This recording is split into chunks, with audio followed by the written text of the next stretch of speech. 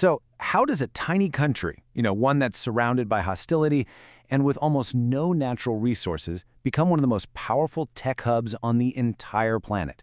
It's a paradox, right? It just completely defies conventional wisdom. This isn't a story about perfect conditions.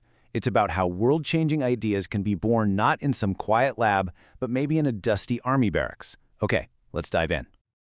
This old joke, it's not just for laughs. It's basically a cultural manifesto. It perfectly captures a core trait of the Israeli mindset, this deep-seated, almost programmed instinct to question, to challenge, and, frankly, to disobey.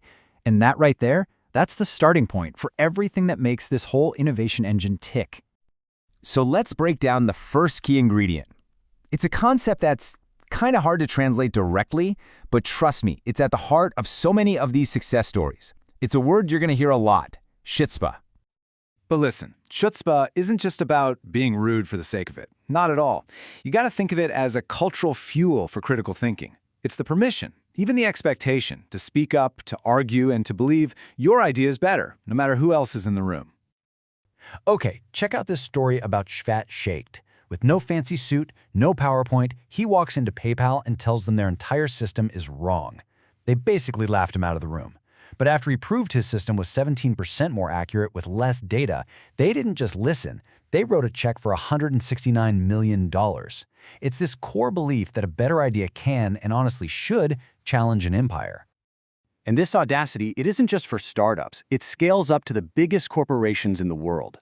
So when Intel's US headquarters rejected a new, more efficient chip design from their Israeli team, did the team just accept it? No way! They flew to California, waited in the hallway, and literally cornered executives to make their case. They just refused to back down, and the chip they designed didn't just make money, it saved the company. All right, the next ingredient shaping this nation's entrepreneurs comes from a really unexpected place: mandatory military service. But in Israel, the army isn't just about following orders.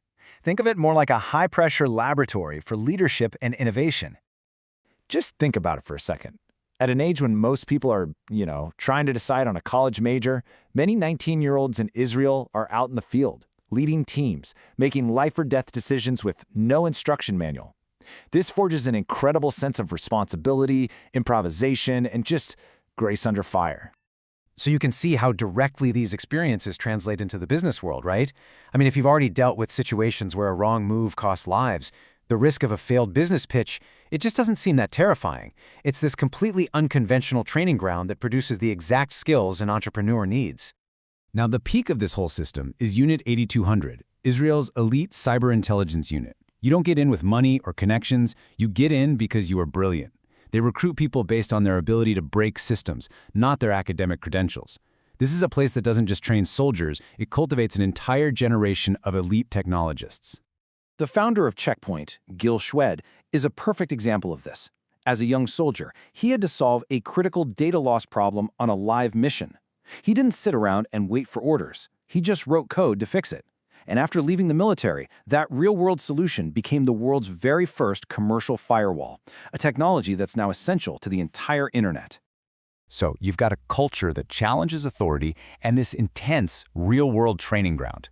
But there are a couple of other mindsets that just totally supercharge this entire system: a unique perspective on failure and the constant energy of new beginnings.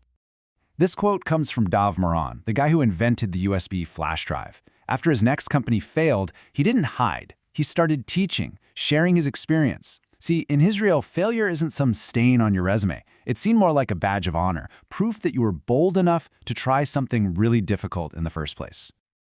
This completely flips the script on risk. An investor there might ask, well, if you've never fallen down, how do I know you're humble enough to get back up?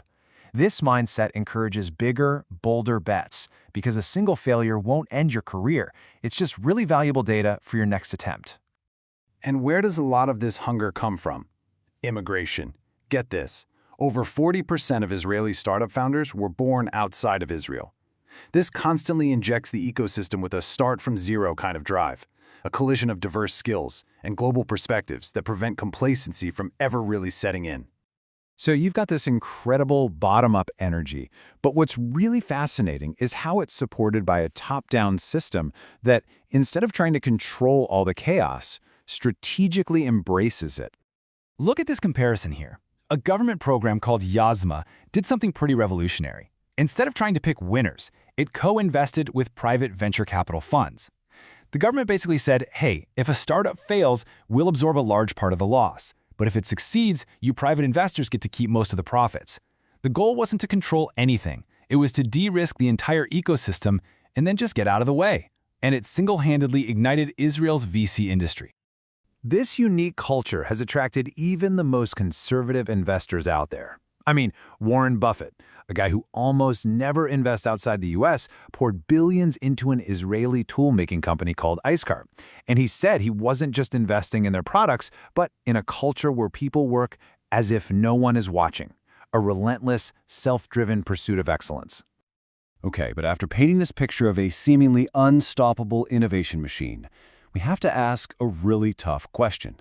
The very model that created all this success, well, it's now showing some serious signs of strain. This incredible success has created a two-tiered society, right? There's a massive gap between the booming tech sector and pretty much everyone else. At the same time, educational gaps are leaving entire communities without the skills to participate in this new economy, and that's creating resentment. Internally, the relentless 24/7 pressure is leading to widespread burnout. There's a human cost to all this nonstop innovation. And all of this is happening against a backdrop of deep political divisions that threaten to fracture the country's social fabric. You just have to ask, is the foundation of this miracle cracking? Ultimately, Israel's story forces us to question everything we thought we knew about the ideal conditions for innovation. It suggests that true, breakthrough creativity might not come from peace and stability, but from a constant, messy, and maybe managed state of chaos. A nation that thrives simply because it has no other choice. It's a powerful lesson and a really provocative question for all of us.